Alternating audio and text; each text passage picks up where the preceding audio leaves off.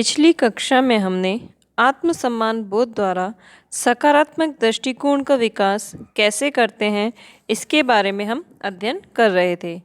इसमें हमने 3 बिंदु पढ़े थे कि 3 तरीके कौन से हैं जिनसे हम आत्मसम्मान बोध के द्वारा बालकों में सकारात्मक दृष्टिकोण का विकास कर सकते हैं। पहला था कि अपने खुद के गुणों के प्रति हम किस तरह से सकारात्मक दृष्टिकोण रखें जिससे कि हमारे अंदर पॉजिटिव जो नज़रिया है वो विकसित हो सके, पॉजिटिविटी हमारे अंदर आ सके। नेक्स्ट था कि हम अपने कौशलों के प्रति किस तरह का से सकारात्मक दृष्टिकोण रखकर कैसे अपने अंदर सकारात्मकता विकसित कर सकते हैं। और थर्ड पॉइंट था कि हम सार्वजनिक हित को अपने हित से ऊपर रखकर जो है स्वयं के अंदर सम्मान बोध के द्वारा सकारात्मकता विकसित कर सकते हैं।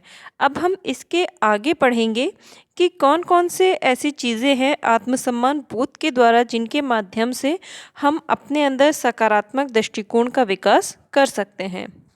नेक्स्ट है सामाजिक उत्तरदायित्व के प्रति सकारात्मक दृष्टिकोण, positive view for social responsibilities. देखिए, प्रत्येक व्यक्ति का समाज के प्रति उत्तरदायित्व होता है क्योंकि आत्मसम्मान के बाद व्यक्ति को समाज में ही सम्मान की प्राप्ति होती है। व्यक्ति अपनी योग्यता एवं कुशलताओं का उपयोग जो है सामाजिक क्षेत्र में ही करता है। सामाजिक सम्मान से ही व्यक्ति को क्या होता है, अपने आप पर गौरवान्वित अनुभव करने का मौका प्राप्त होता है। इसलिए समाज के प्रति भी हमारे क्या है उत्तरदायित्व होते हैं और इन उत्तरदायित्वों को पूर्ण करने के लिए उसमें सकारात्मक भाव उत्पन्न करने का जो श्रेय है वो आत्मसम्मान बोध की प्रक्रिया को ही जाता है। इस प्रक्रिया से क्या है, हमारे अंदर एक सकारात्मक दृष्टिकोण उत्पन्न होता है, प्लस हम समाज के प्रति जो अपना उत्तरदायित्व है उसकी भी पूर्ति करते हैं और उसकी जब हम पूर्ति करते हैं, समाज के प्रति अपना उत्तरदायित्व निभाते हैं तो हमें खुद पे प्राउड फील होता है। उस प्राउड फील होने से हमारे अंदर एक पॉजिटिविटी आती है। तो जो आत्मसम्मान बोध की प्रक्रिया है जिसके अंतर्गत आप सामाजिक उत्तरदायित्व निभाते हैं, उससे क्या होता है, आपके अंदर सकारात्मक दृष्टिकोण का विकास होता है। नेक्स्ट है दूसरों के सम्मान के प्रति सकारात्मक दृष्टिकोण, positive view for others respect. देखिए, जब व्यक्ति स्वगुणों और स्व क्षमता के प्रति सम्मान का प्रदर्शन करता है तो स्वाभाविक रूप से उसके मन में दूसरे की क्षमता एवं दूसरे के गुणों को सम्मान देने का भाव उत्पन्न होता है।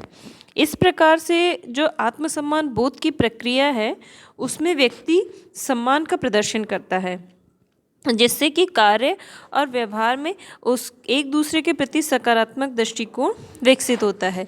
इस प्रकार से जो आत्मसम्मान बोध की प्रक्रिया है जिसमें कि हम दूसरों के प्रति सम्मान का प्रदर्शन करते हैं दूसरे व्यक्तियों के प्रति, तो उससे हमारे अंदर या हम कह लें कि आपस में भी हम एक दूसरे के प्रति भी हमारा क्या होता है, एक पॉजिटिव वे होता है, एक सकारात्मक दृष्टिकोण का हमारे विकास होता है। सीधी सी बात है, आप किसी को सम्मान देंगे तो आपको भी सम्मान की प्राप्ति अवश्य होगी।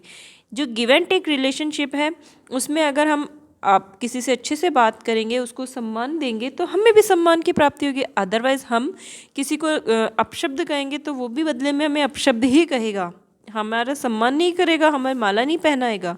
तो इसलिए ये जो आत्मसम्मान बोध है उसकी प्रक्रिया के अंतर्गत हम जब दूसरे व्यक्ति का, किसी अन्य व्यक्ति का सम्मान करते हैं, उसके प्रति सम्मान का भाव प्रदर्शित करते हैं तो हमें भी सम्मान की प्राप्ति होती है। अब प्लस हम जो किसी के साथ कोऑर्डिनेट करके कोई काम वगैरह भी करते हैं तो उसमें भी हमें क्या है, एक हेल्दी और पॉजिटिव एनवायरनमेंट की प्राप्ति होती है। नेक्स्ट है अन्याय के विरोध के प्रति सकारात्मक दृष्टिकोण, positive view to opposition to injustice. सामान्य रूप से शांतिपूर्ण समाज में किसी संस्था या सरकार के विरोध को अच्छा नहीं माना जाता है, परंतु आत्मसम्मान की जो ये प्रक्रिया है उसमें व्यक्ति ये समझ जाता है कि कौन कौन से जो कार्य हैं वो मानव के आत्मसम्मान के विपक्ष में है और कौन कौन से ऐसे कार्य हैं जो मानव के आत्मसम्मान के पक्ष में हैं। जो कार्य आत्मसम्मान बोध के विपक्ष में होते हैं, यदि उनका समाज में विरोध होता है तो उस विरोध के प्रति सकारात्मक दृष्टिकोण रखा जाता है। तो जो कार्य आपको, इससे ये भी क्लियर हो जाता है आपको कि कौन से आपको कार्य करने चाहिए आत्मसम्मान बोध की प्रक्रिया के अंतर्गत और कौन से नहीं करने चाहिए। जिनका विरोध होता है उनका विरोध क्यों हो रहा है, क्या कारण है, क्यों एक्चुअल में इनका विरोध क्यों करता है समाज, तो ये सब चीज़ें भी हमें क्लियर हो जाती है और हमारे अंदर एक पॉजिटिव जो है, जो व्यू है वो हमारा एक डेवलप हो जाता है। नेक्स्ट आगे देखिए, मानवता के प्रति सकारात्मक दृष्टिकोण, पॉजिटिव व्यू फॉर ह्यूमैनिटी। वर्तमान जो समाज है उसमें अगर हम बात करते हैं ह्यूमैनिटी की या मानवता की, तो बहुत ही कम इसका हमें जो है प्रभाव दिखाई देता है।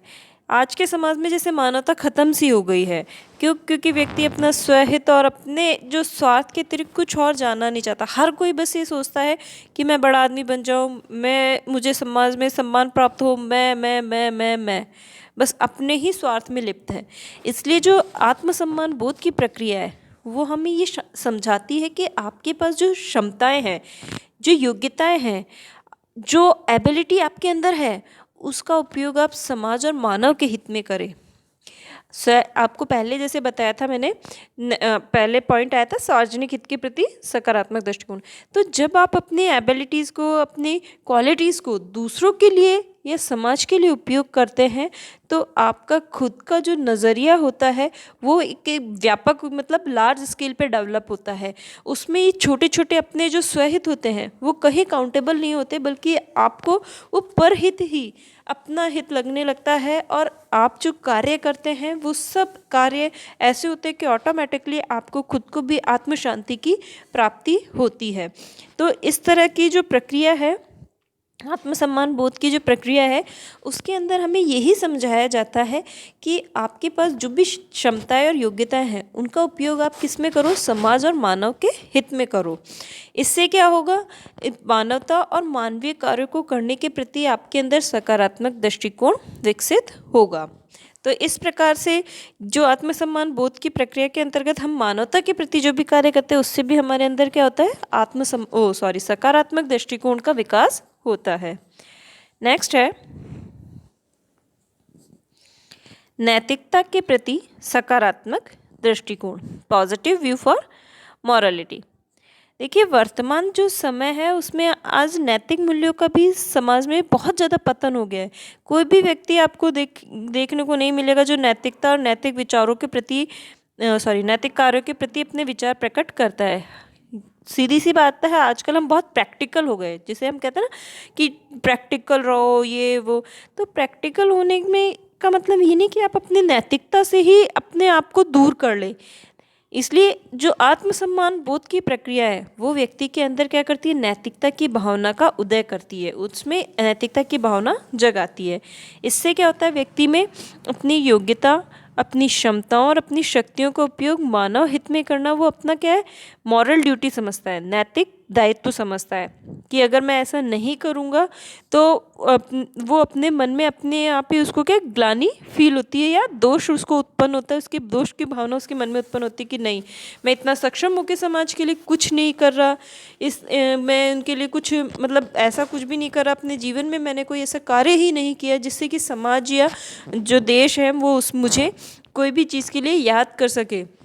आप देखिए, पहले के लोगों में ये भाव बहुत ज़्यादा होता था और वो अपने जीवन में धन यश की प्राप्ति के पश्चात सामाजिक कार्य भी किया करते थे, क्योंकि उनके अंतर्गत एक नैतिक भावना होती थी कि हम समाज के लिए या लोगों के लिए, मानव हित के लिए भी कुछ कार्य करना है। तो जो आत्मसम्मान बोध की प्रक्रिया है वो भी इसी तरह से बालकों में या व्यक्तियों में नैतिकता के प्रति दृष्टिकोण विकसित करती है और उससे हमारे अंदर जो है सकारात्मक दृष्टिकोण का विकास होता है। नेक्स्ट है आदर्शवादिता के प्रति सकारात्मक दृष्टिकोण, पॉजिटिव व्यू फॉर आइडियलिज्म। जो आत्मसम्मान बोध की प्रक्रिया है उसके अंतर्गत व्यक्ति आदर्शवादी विचारों और मूल्यों को अपने अंदर विकसित करता है। और जब व्यक्ति में ये मूल्य विकसित हो जाते हैं तो वो स्वाभाविक रूप से आदर्शवादी व्यवस्था के प्रति क्या है, सकारात्मक दृष्टिकोण रखने लग जाता है और सकारात्मकता को अपने जीवन में भी स्थान प्रदान कर देता है। इस प्रकार से आदर्शवादिता द्वारा बालकों में सकारात्मक दृष्टिकोण का विकास किया जाता है। और लास्ट है जीवन मूल्यों के प्रति सकारात्मक दृष्टिकोण, positive view for life values. जीवन मूल्यों के प्रति सकारात्मक दृष्टिकोण उत्पन्न करने में भी जो है आत्मसम्मान बोध की प्रक्रिया बहुत सहायक है। इससे क्या होता है, व्यक्ति अपने अंदर की क्षमताओं का प्रयोग मानव जीवन के लिए तथा स्वयं के जीवन के लिए करता है। इस आधार पर ही वो क्या करता है, अपने जीवन मूल्यों के प्रति सकारात्मक दृष्टिकोण रखता है। उसके मन में सहयोग, परोपकार और सहानुभूति आदि मूल्यों के प्रति सकारात्मक भाव उत्पन्न होते हैं।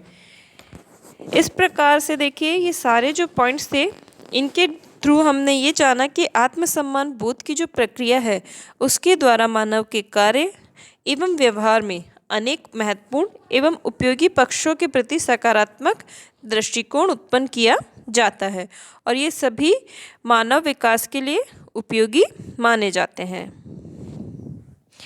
नेक्स्ट है आपका जीवन भावात्मक एकीकरण द्वारा सकारात्मक दृष्टिकोण का विकास, जो कि हम अगली कक्षा में पढ़ेंगे।